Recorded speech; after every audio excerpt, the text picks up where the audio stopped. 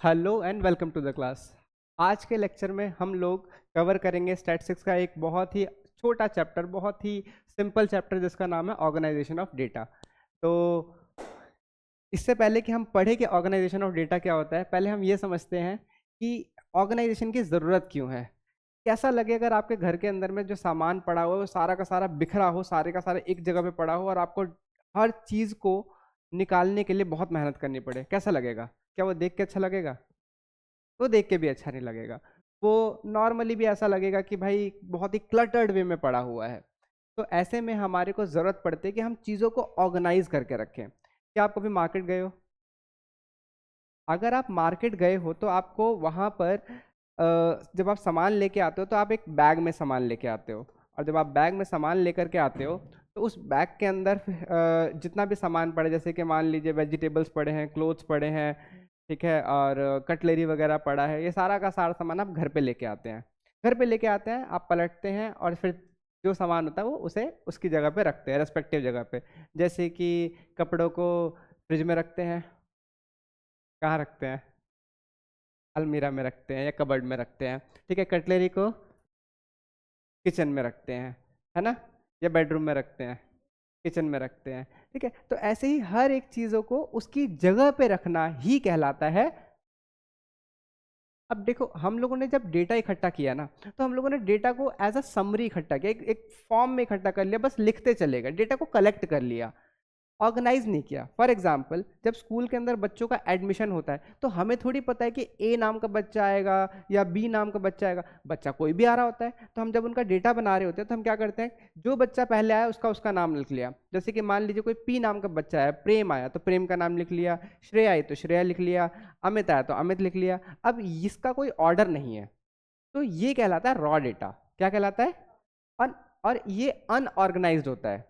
अब अगर इस डेटा को ऐसे ही रखा जाए तो इसकी यूजेबिलिटी बहुत ख़राब हो जाएगी, क्योंकि हमें हर नाम को ढूंढने के लिए बहुत मेहनत करनी पड़ेगी, बहुत स्क्रॉल करना पड़ेगा, बहुत ढूंढना पड़ेगा। इसे हमें ऑर्गेनाइज करना ज़रूरी है। तो आप लोगों ने देखा होगा कि आप लोग के स्कूल के अंदर में जो रोल नंबर अलॉट होते हैं वो according to their alphabetical order होते हैं, है ना, बिकॉज उसे ऑर्गेनाइज करके रखा गया है। ठीक है ना। तो आज हम लोग सीखेंगे कि हम डेटा को, जैसे कि मान लीजिए कोई पॉपुलेशन डेटा है, मान लीजिए कोई एरिया का डेटा है, इनकम का डेटा है, नाम का डेटा है, इसको ऑर्गेनाइज कैसे किया जाता है, रॉ डेटा को ऑर्गेनाइज कैसे किया जाता है। ठीक है। अब फेसबुक वगैरह या जितने भी ये लोग भी डेटा कलेक्ट करते हैं तो ये भी अपने डेटा को बहुत ऑर्गेनाइज करके रखते हैं। ठीक है। अब फेसबुक अपना डेटा हो सकता है एरिया के अकॉर्डिंग रखता हो, है ना। जो हमारे पास ये ऑर्गेनाइजेशंस हैं, जैसे कि सैंपल सर्वे ऑर्गेनाइजेशन हो गया और आपका सेंसस ऑफ इंडिया, ये डेटा को कैसे ऑर्गेनाइज करके रखता है, ये सब सीखेंगे हम लोग। ठीक है। तो मतलब क्या होता है? बहुत सिंपल है। An important method of organisation of data is to distribute these into different classes on the basis of their characteristics. This process is called classification of data. In simple words, अगर हम data को उनके nature के basis पे या उनके common character के basis पे क्लासीफाई कर दें तो उसे बोलते हैं हम लोग ऑर्गेनाइजेशन ऑफ। सिंपल। अब हम बढ़ते हैं आगे। क्यों किया जाए, क्या ऑब्जेक्टिव है इसे करने का, क्या फ़ायदा मिलेगा हमारे को डेटा को क्लासीफाई करने का? सबसे पहला, ये चीज़ों को ब्रीफ एंड सिंपल करता है, यानी छोटा करता है और सिंप्लीफाई कर देता है। दूसरा, उसकी यूटिलिटी इंक्रीज कर देता है। What is the utility? देखो, हाँ, यूजेज। ठीक है। यूटिलिटी का मतलब होता है उसका यूजेज। ठीक है। तो आप एक ऑर्गेनाइज डेटा को ज़्यादा अच्छे से क्या कर पाओगे, यूज़ कर पाओगे। ठीक है।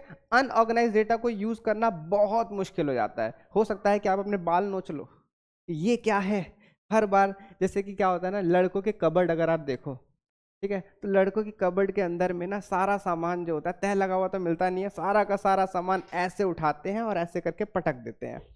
अब उसमें क्या होता है कि अगर उन्हें मान लो जीन्स निकालनी है तो वो क्या करेंगे, उसमें से फिर इसमें से एक जीन्स निकलेगी जिसकी हालत बहुत ख़राब होगी, फिर उठाएंगे और सारा सामान रख देंगे। लेकिन ऑन द अदर हैंड अगर आप लड़कियों की अलमारी चेक करो कभी, ठीक है, तो आप नोटिस करोगे कि उन्होंने बहुत ही ऑर्गेनाइज तरीके से रखा हुआ होता है। ठीक है। उनके अलमारी से बटरफ्लाई निकल रही होती हैं, है ना, कि अरे खुशबू खुशबू सी आ रही होती है। लड़कों की अलमारी देखो तो लगता है कूड़ा घर है।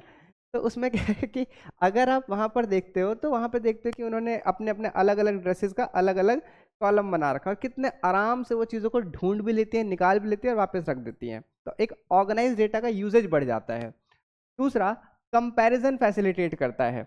अगर डेटा ऑर्गेनाइज, अब जैसे फिर से लड़कों की अलमारी वाला एग्जांपल लेते हैं, लड़कों की अलमारी में ये बात समझ में ही नहीं आती कि कौन सा कपड़ा धुला हुआ है और कौन सा कपड़ा गंदा है, क्योंकि सारे के सारे कपड़े तो उन्होंने एक साथ ही रखे हुए हैं।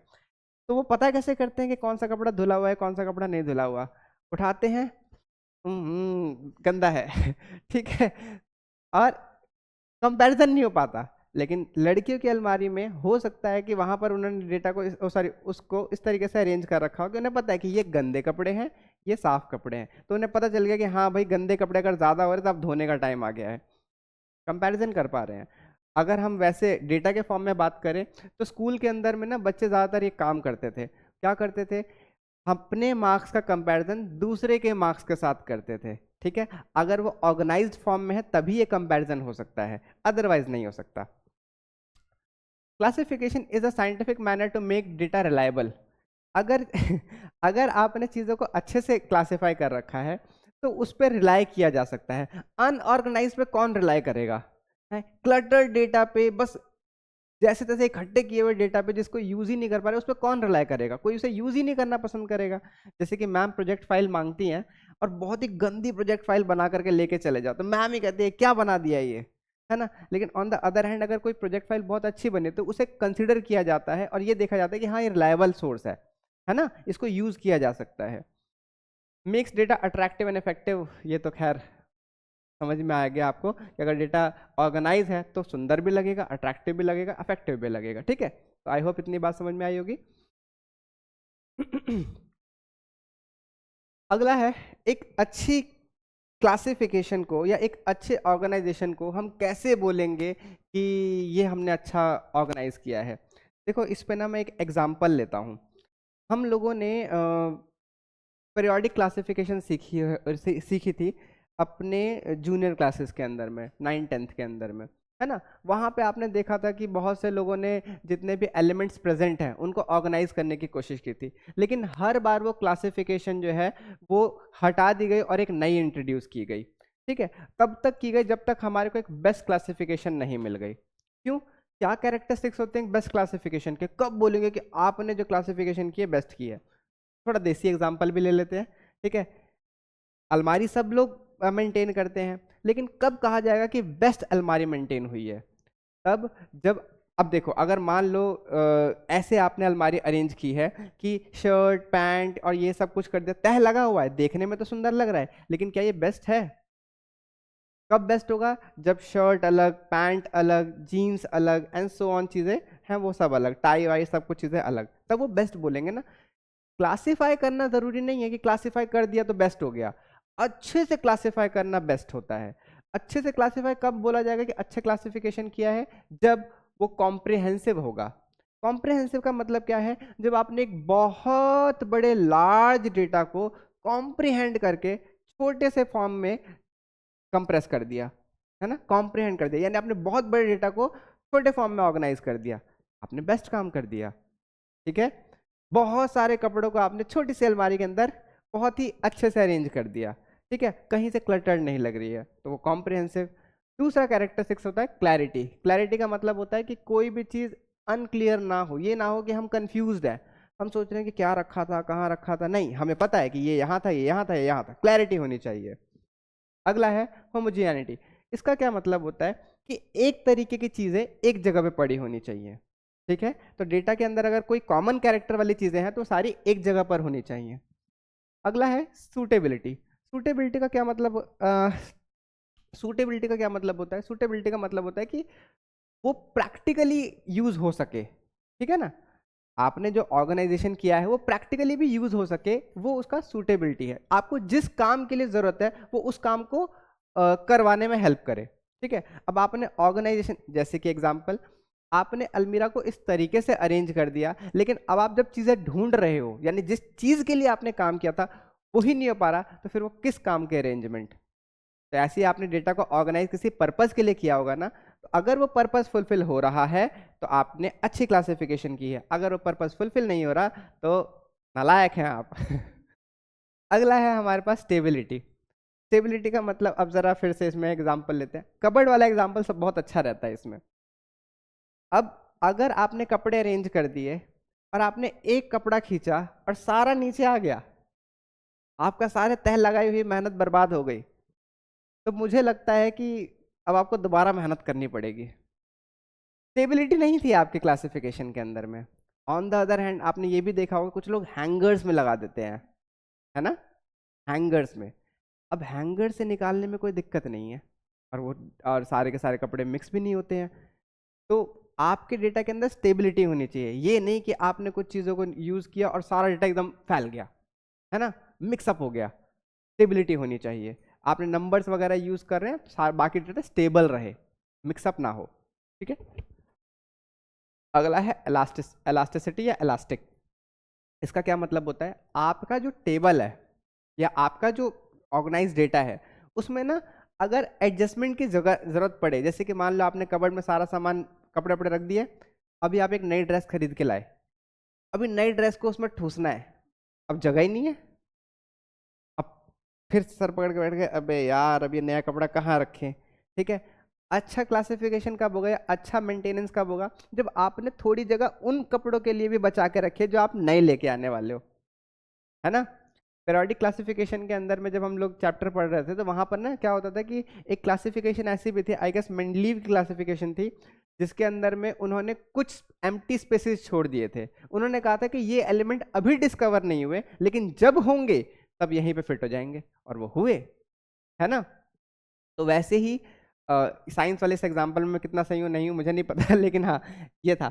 वैसे ही अगर हम लोगों ने अपना कुछ वो बनाया, सपोज करो स्कूल का टाइम टेबल ही बना लिया, तो टाइम टेबल के अंदर अगर मान लो कोई गैप वाला है हमारे पास हिस्सा, तो हम इसे अगर गैप छोड़ देते कि भाई कल के दिन इसकी जगह पे कोई नया पीरियड या कुछ नई चीज़ें फिल कर दी जाएंगी, तो थोड़ी बहुत एलास्टिसिटी, थोड़ा बहुत चेंज का ऑप्शन आपके ऑर्गेनाइजेशन के अंदर होना, क्या, आई होप समझ में आएगा कि अच्छी क्लासिफिकेशन के क्या कैरेक्टरिस्टिक्स होते हैं। अब हम बात करते हैं कि हम क्लासिफिकेशन किस किस बेसिस पे कर सकते हैं। सारे इजी हैं, ठीक है। सबसे पहला है जियोग्राफिकल, दूसरा है क्रोनोलॉजिकल, तीसरा है क्वालिटेटिव, चौथा है क्वांटिटेटिव। क्वालिटेटिव है तो हमारे पास सिंपल एंड मैनिफोल्ड हो सकता है, हम एक एक करके डिस्कस करेंगे। जिसमें सबसे पहला आता है geographical classification. Nothing, geographical area के बेसिस पे चीज़ों को क्लासीफाई कर दो।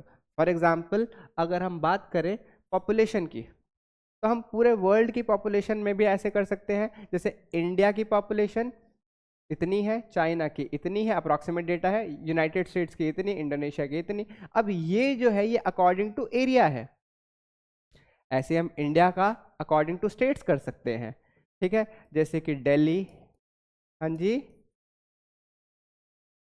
जितनी भी है ये पॉपुलेशन, ठीक है, Delhi, UP, Himachal Pradesh, Madhya Pradesh and so on. तो इस तरह की क्लासिफिकेशन जहां पे हम लोग अकॉर्डिंग टू जियोग्राफिकल एरिया कर रहे हैं, इसे कहते हैं जियोग्राफिकल क्लासिफिकेशन। इजी था, कोई मुश्किल नहीं था।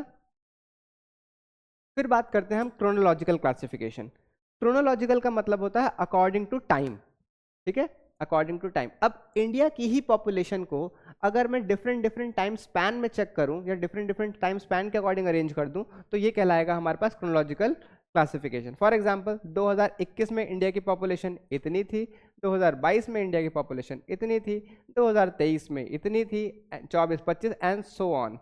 तो इस तरीके की क्लासिफिकेशन जहां पे हम लोगों ने डेटा को अकॉर्डिंग टू टाइम अरेंज किया है, कहलाता है क्रोनोलॉजिकल क्लासिफिकेशन। आई होप समझ में आया होगा। अब हम बात करते हैं, अगला है क्वालिटेटिव, ठीक है। तो क्वालिटेटिव क्लासिफिकेशन क्या है, according to the quality, population की क्वालिटी क्या है। अब जैसे पॉपुलेशन के अंदर जो सबसे सिंपल मैं बात करूं, सबसे सिंपल हमारे पास जो क्वालिटी होती है वो होती है मेल फीमेल। तो सपोज करो इंडिया की पूरी पॉपुलेशन के अंदर में कितने मेल और कितने फीमेल हैं, इस तरीके से अगर मैं क्लासिफिकेशन कर रहा हूँ, this type of classification is known as qualitative, क्योंकि ये अकॉर्डिंग टू क्वालिटी हो रहा है, ठीक है। अब क्वालिटी एक ही थोड़ी होगी, क्वालिटी तो कई हो सकती है। तो अगर आप एक ही क्वालिटी को लेकर के चल रहे हो, that type of classification is known as simple qualitative classification, ठीक है। लेकिन अगर आप बहुत सारी क्वालिटी को लेकर चल रहे हो तो वो कहलाएगी मैनीफोल्ड क्लासिफिकेशन, ठीक है। वो क्या कहलाएगी, मैनीफोल्ड क्लासिफिकेशन। अब मैनीफोल्ड के अंदर में देखो, जैसे कि मैंने अकॉर्डिंग टू जेंडर किया, मेल एंड फीमेल। अब उसके अंदर फिर हम लोगों ने ऑक्यूपेशन भी डाल दिया कि कितने मेल कितने टीचर, ठीक है, एंड उनका रिलीजन क्या है, उनकी पॉपुलेशन क्या है। तो इसके अंदर मैंने कितने कैरेक्टर्स डाल दिए, है ना। तो इस तरीके की क्लासिफिकेशन को अपन बोलते हैं क्वालिटेटिव। आई होप बात समझ में आई होगी, ठीक है। अगला है हमारे pass on the basis of quantity या नंबर्स। ये आपके स्कूल का है ठीक है, ये आपकी क्लास का है कि अब आपकी क्लास के अंदर में मान लीजिए 50 बच्चे हैं, 50 बच्चों के 100 में से नंबर आने हैं, ठीक है, 100 नंबर का पेपर था, 100 में से बच्चों को मार्क्स अलॉट होने हैं। तो बच्चों के कितने कितने मार्क्स आए उसे हम लोगों ने इसमें डाल दिया, this is known as quantitative, क्योंकि अकॉर्डिंग टू मार्क्स अरेंजमेंट हो रही है, ना नेम ना एरिया ना कुछ, अकॉर्डिंग टू मार्क्स, कितने किसको मार्क्स मिले हैं। अकॉर्डिंग टू वेट भी हो सकता है, अकॉर्डिंग टू हाइट भी हो सकता है, ठीक है। जैसे कि 0 से 20 के बीच में कितने बच्चों के मार्क्स आए, 5 बच्चों के। 21 से 40 के बीच में कितने बच्चों के मार्क्स आए, 12 बच्चों के। 40 से 60 कितने बच्चों के मार्क्स आए, 18 बच्चों के, एंड सो ऑन। तो इस तरीके क्लासिफिकेशन को क्या कहेंगे हम लोग, क्वांटिटेटिव क्लासिफिकेशन। इतनी बात समझ में आई, कोई डाउट? Very good. अब हम बढ़ते हैं आगे वेरिएबल्स पे। ये वेरिएबल्स किस चिड़िया का नाम है? तो वेरिएबल का मतलब होता है जो वेरी करे, ठीक है। वेरी करने का मतलब which can change, and what can change. Data के यूनिट्स चेंज हो सकती है हमारे पास, डेटा के अंदर जो हम लोग इंडिविजुअल यूनिट्स ले रहे हैं they are subject to change. क्योंकि ये चेंज हो रहे तभी तो डेटा है भाई, अगर सारा सिमिलर ही हो जाए तो दिक्कत ही क्या है। लेकिन डेटा के जो इंडिविजुअल यूनिट्स है वो चेंज हो रही है, तो उसी को हम लोग क्या बोलते हैं, वेरिएबल। फॉर एग्जाम्पल आपने एक डाइस थ्रो किया, ठीक है, आपने एक डाइस थ्रो किया। अब इसमें जरूरी थोड़ी है कि हर बार एक ही नंबर आए, ये चेंज हो सकता है। ये 1 आ सकता है, 2 आ सकता है, 3 आ सकता है, 4 आ सकता है, 5 आ सकता है, 6 आ सकता है। These are known as variables, ठीक है। अब वेरिएबल्स को भी हम लोगों ने क्लासिफाई किया है। वेरिएबल्स दो तरीके के होते हैं, एक होता है डिस्क्रीट वेरिएबल और दूसरा होता है हमारे पास कॉन्टिन्यूअस वेरिएबल। जो वेरिएबल होल नंबर में प्रोसीड करते हैं, ठीक है, उनको हम लोग कहते हैं डिस्क्रीट वेरिएबल, ठीक है। 1 2 3 4 5 6 and so on. For example number of people, इंसान या तो 2 होंगे या 3 होंगे, 2.5 तो नहीं होंगे। वो बात अलग है, हम मजाक मजाक में किसी छोटे हाइट वाले को बोल देते हैं 1 2 2.5, लेकिन इसका मतलब ये तो नहीं है कि वो इनकम्प्लीट आदमी है, वो पूरा इंसान है, ठीक है। मस्ती मजाक वाली बात अलग है। तो अगर हम नंबर ऑफ पर्सन की बात करें तो ये हमारे पास होल नंबर में ही इंक्रीज होता है ना। तो this is known as discrete variable, जो कि एक के बाद दूसरा एक कंप्लीट नंबर, तीसरा एक कंप्लीट नंबर आएगा। ऑन द अदर हैंड कुछ कॉन्टिन्यूस वेरिएबल होते हैं जो कि बहुत ही माइन्यूटली, यानी मैं कह सकता हूँ फ्रैक्शन में भी चेंज हो सकते हैं। For example weight of person, height of person. अगर मैं बात करूँ वेट की तो लोगों का वेट हो सकता है 60.5, 60.52, 60.7, 60.8 एंड सो ऑन। अब ये वेरिएबल होल नंबर में नहीं होके बल्कि डेसिमल एंड फ्रैक्शन में चेंज हो रहा है, ठीक है। तो इस तरीके के वेरिएबल जो कि कंटिन्यू कर रहा है, मतलब मैं ऐसे कह सकता हूँ 60 से 61 तक के बीच में भी ये कंटिन्यू हो रहा है। तो this type of variable are known as continuous variables, ठीक है। आई होप इतनी बात समझ में आई होगी। अब हमारे पास अगर डेटा डिस्क्रीट हो या फिर कॉन्टिन्यूअस हो, इनकी क्लासिफिकेशन कैसे की जाएगी? ये क्वांटिटेटिव डेटा है। क्वांटिटेटिव डेटा की क्लासिफिकेशन किस तरीके से की जाएगी? इसके लिए हमारे पास होता है स्टैटिस्टिकल सीरीज, ठीक है, स्टैटिस्टिकल सीरीज। आओ जरा इसके ऊपर नजर मारें कि ये क्या होते हैं, ठीक है। ये तो वही मैंने बात बताई हुई है। हमारे पास स्टैटिस्टिकल सीरीज होती हैं कुछ इस तरीके के, individual series, frequency series. Frequency series further classify होते हैं डिस्क्रीट एंड फ्रीक्वेंसी डिस्ट्रीब्यूशन में।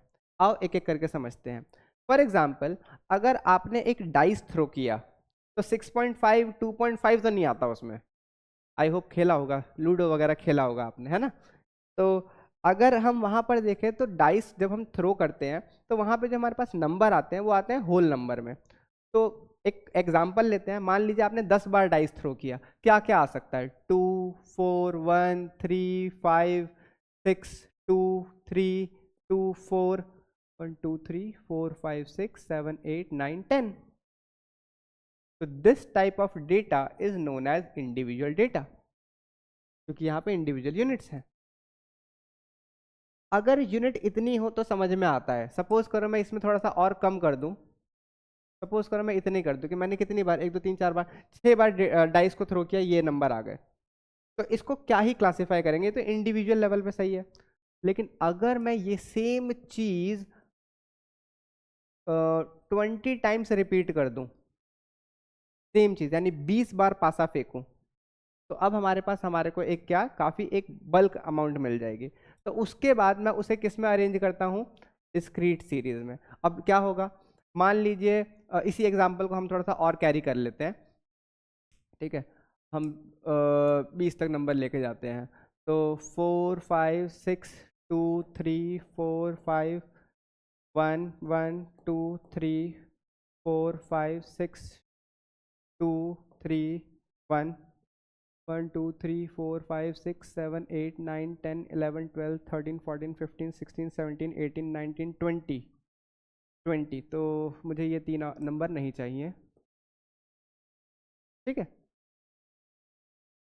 अब अगर मुझे इसे डिस्क्रीट सीरीज में अरेंज करना है तो मैं यहाँ पे रखूंगा एक क्लास, एक रखूंगा टेलीमार्क्स, और फिर रखूंगा फ्रीक्वेंसी। मैं फ्रीक्वेंसी क्यों कह रहा हूँ, देखो फ्रीक्वेंसी सीरीज का मतलब ही है जो कि रिपीट हो रहा हो, फ्रीक्वेंट हो। जो चीज़ बार बार हो रही है that is known as frequent या फ्रीक्वेंसी, ठीक है। तो यहाँ पर चीज़ें रिपीटेटिव नेचर में क्या आ रही है, तो हमारे पास यहाँ पे फ्रीक्वेंसी आने लग जाती है कि this variable is repeating this much time, ठीक है। अब क्लास में क्या हो सकता है, हमारे पास पॉसिबल आउटकम क्या हो सकता है, 1 2 3 4 5 6।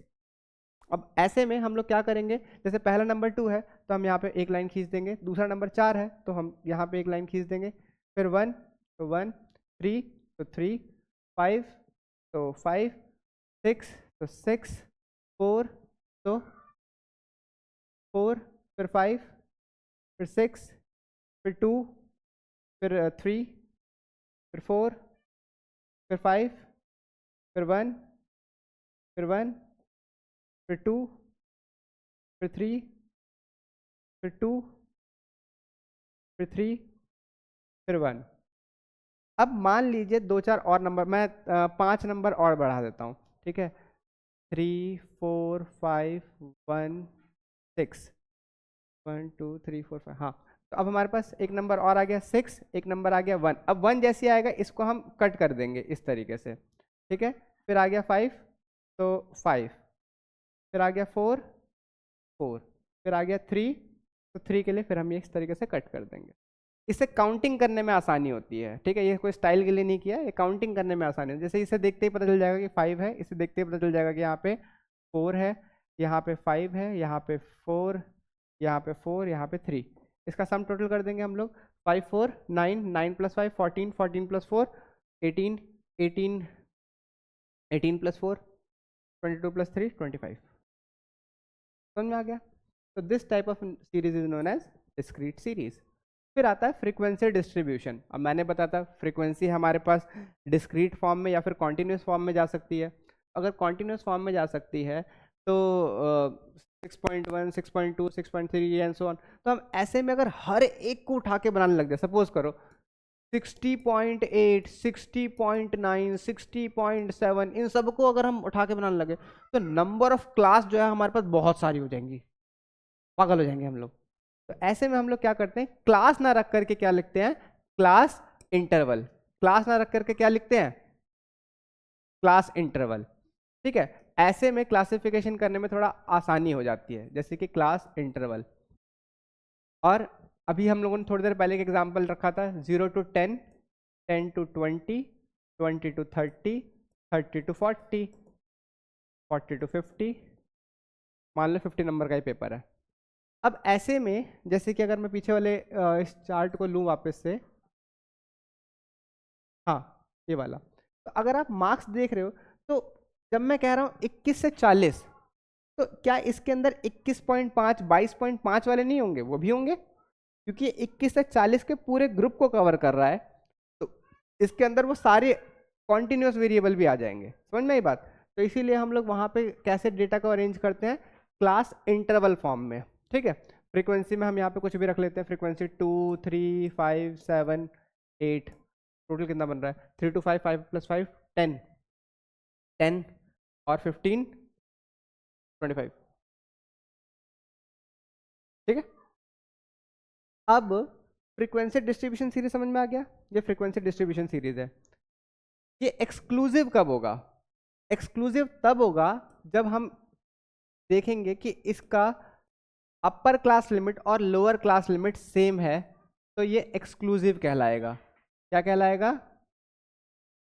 एक्सक्लूसिव कहलाएगा। ऐसा क्यों? ऐसा इसलिए क्योंकि जब हमारे पास कोई फ्रीक्वेंसी 10 आती है, मान लीजिए बिल्कुल बाउंड्री वाली फ्रीक्वेंसी आ जाती है हमारे पास 10, तो 10 जो है वो इस वाले से एक्सक्लूड होगा और इस वाले में इंक्लूड होगा। तो क्योंकि ये बाउंड्री वाली चीज को एक्सक्लूड कर दे रहा है, ये कहलाता है हमारे पास एक्सक्लूसिव सीरीज। ठीक है, क्या कहलाता है हमारे पास?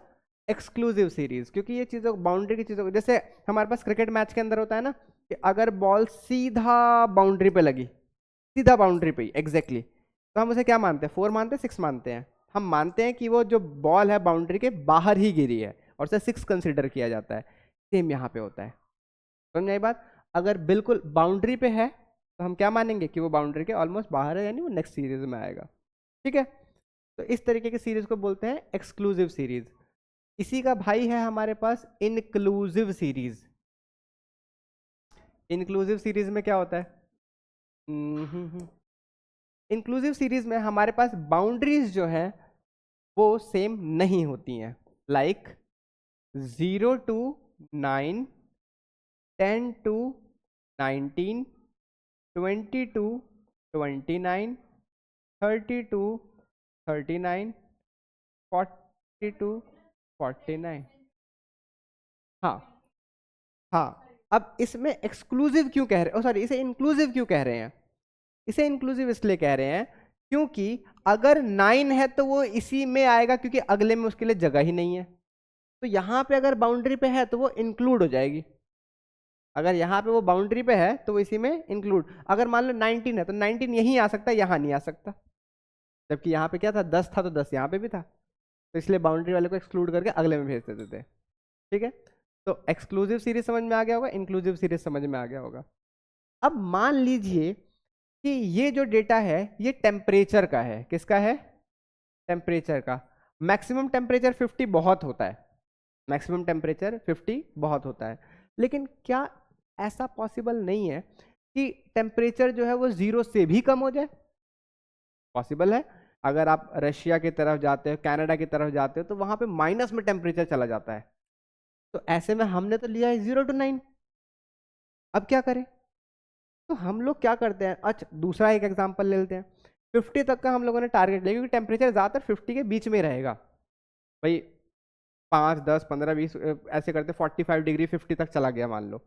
ठीक है, 50 तो ना आ जाए भगवान कभी हैं, हमारे पृथ्वी का टेम्परेचर इतना हाई नहीं होना चाहिए, वैसे ही हम लोग ग्लोबल वार्मिंग से परेशान है।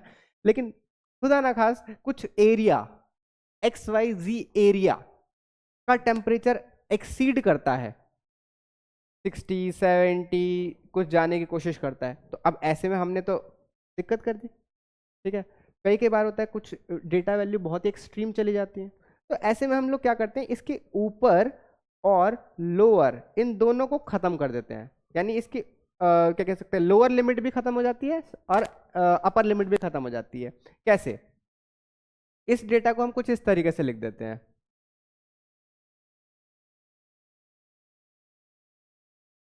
थोड़ा सा मिटा भी देते हैं।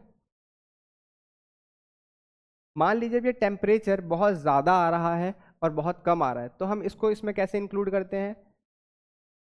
हम ऊपर वाले को लिख देते हैं लेस देन 10। फिर ये सीरीज ऐसे ही चलाएंगे। अब मैं इसको एक्सक्लूसिव सीरीज में कन्वर्ट कर दे रहा हूँ, 10 to 20, 20 to 30, 30 to 40 एंड 40। अब देखो 40 to 50 जा सकता है, लेकिन मुझे पता है कि 50 के अगर आगे टेम्परेचर आया तो मैं कैसे उसे डालूंगा। तो हाँ, तो मैं लास्ट वाले को क्या कर देता हूँ, लिख देता हूँ मोर देन 40। अब देखो लेस देन 10 के अंदर -5, -6, -8, -20, -35 सब इंक्लूड होगा। और यहां पर अगर टेम्परेचर बढ़ जाता है 40, 50, 60, 90, 100, खुदा ऐसे दिन ना दिखाए, ठीक है, लेकिन अगर ये इससे ज्यादा जाता है तो वो भी इसमें आ जाएगा। हो गया ये ओपन एंडेड, इसीलिए इसे क्या बोला गया, ओपन एंडेड, क्योंकि हम लोगों ने क्या किया, इसके एंड्स को ओपन कर दिया। ठीक है, फिर आता है क्यूमुलेटिव सीरीज। क्यूमुलेटिव सीरीज के अंदर और मिड वैल्यू सीरीज के अंदर हम लोग क्या करते हैं, इसको समझाने के लिए थोड़ा सा स्पेस और बना लेता हूं मैं।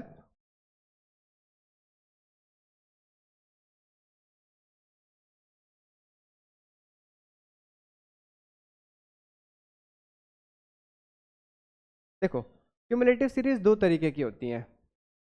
एक होती है हमारे पास लेस देन सीरीज, और एक होती है हमारे पास मोर देन सीरीज। ठीक है, less than series and more than series. तो less than series and more than series को हम किस तरीके से लिखते हैं, जैसे यहां पर है हमारे पास लेस देन सीरीज, ध्यान से देखना, यहां पर है हमारे पास लेस देन सीरीज। मैं जरा इसको दूसरे पेन से यूज करना शुरू करता हूँ। हाँ, तो हम यहां पे लिखते हैं लेस देन 10, फिर लिखते हैं less than 20, less than 30, less than 40, less than 50। ठीक है, फ्रीक्वेंसी यहाँ पे एज इट इज लिखी जाती है, जैसे कि मान लीजिए यहाँ पे 2 है, 3 है, 5 है, 7 है और 8 है, लेकिन ये फ्रीक्वेंसी फिर हमारी इनवैलिड हो जाएंगी, क्योंकि जब मैं बात कर रहा हूँ लेस देन 10 की तो 2 समझ में आता है, लेकिन लेस देन 20 के अंदर में 3 और 2 दोनों ही होंगे, क्योंकि जो लेस देन 20 है वो लेस देन 10 भी है भाई, 20 से कम 10 वाला भी तो होगा। तो इसीलिए यहां पर हमारे पास क्या होता है, क्यूमुलेटिव फ्रीक्वेंसी बनती है। क्या बनती है, क्यूमुलेटिव फ्रीक्वेंसी। और क्यूमुलेटिव फ्रीक्वेंसी कैसे बनती है, पहले वाला एज इट इज अगले वाले में प्लस करके, तो ये कितना हो जाएगा 5, उससे अगले में फिर प्लस करके ये कितना हो जाएगा 10, फिर उससे अगले वाले में ये प्लस करके 17, फिर उससे अगले वाले में ये प्लस करके 25। तो जो क्यूमुलेटिव सीरीज होती है उसमें हमारे पास क्यूमुलेटिव फ्रीक्वेंसी होती है। समझ में आई बात, कोई डाउट। ऐसे ही मोर देन सीरीज भी हो सकती हैं। मोर देन सीरीज में हम लोग क्या करते हैं, मोर देन सीरीज में हम लोग लोअर क्लास इंटरवल को लिखते हैं। ठीक है, मोर देन, यहाँ पे क्या है 0, फिर more than 10, more than 20, more than 30, more than 40। Frequency यहाँ पे भी सेम लिख देते हैं हम लोग, 2, 3, 5, 7 एंड 8। लेकिन मैं अगर आपसे ये पूछूं कि क्या बताओ 0 से बड़े कितने नंबर, तो ऑफ कोर्स ये बात है 0 से ऊपर वाले ही हैं सारे। भाई अगर किसी का 10 से 20 में तो वो भी तो 0 से ज्यादा ही है, भाई 20 से 30 में तो वो भी 0 से ज्यादा है, इसका मतलब 0 से ज्यादा तो ये सारे ही है ना। तो इसीलिए यहाँ पे जो टोटल है वो यहाँ पर आ जाता है। हाँ, तो यहाँ पे टोटल जो है वो ऊपर की तरफ लिख दिया जाता है। अब जैसे ही मैं ये बोलता हूं लेस देन 10, तो लेस देन 10 का मतलब होता है, सॉरी मोर देन 10, तो मोर देन 10 का मतलब होता है कि लेस देन 10 वाले हटा दो। तो तुम्हें पता है कि इसके अंदर में सारे के सारे 10 से कम वाले हैं, इसके अलावा सारे 10 से ज़्यादा होंगे, तो हम क्या करेंगे, इसे एक्सक्लूड कर देंगे। तो 25 में से अब इधर क्या करेंगे, माइनस करेंगे और यहाँ पर लिखेंगे अगली वैल्यू। फिर उसके बाद अगले वाले के लिए भी हम क्या करेंगे, ये माइनस कर देंगे और ये आ जाएगा, फिर माइनस करेंगे 20 में से ये आ जाएगा 15, फिर 7, तो ये आ जाएगा 8 एंड लास्ट 8 में से 8 माइनस करेंगे तो 0 आ जाता है। तो बेसिकली यहाँ पर हमारे पास लास्ट वैल्यू क्या आ जाएगी 8। ठीक है, तो इस तरीके की सीरीज को हम लोग कहते हैं cumulative series, less than and more than. And last जो बचा वो है हमारे पास mid value series. Mid value series वैसे बचकाना है, इसमें कुछ खास नहीं है। मिड वैल्यू का मतलब होता है इन दोनों की मिड वैल्यू उठा लो और यहाँ पे लिखो मिड वैल्यू।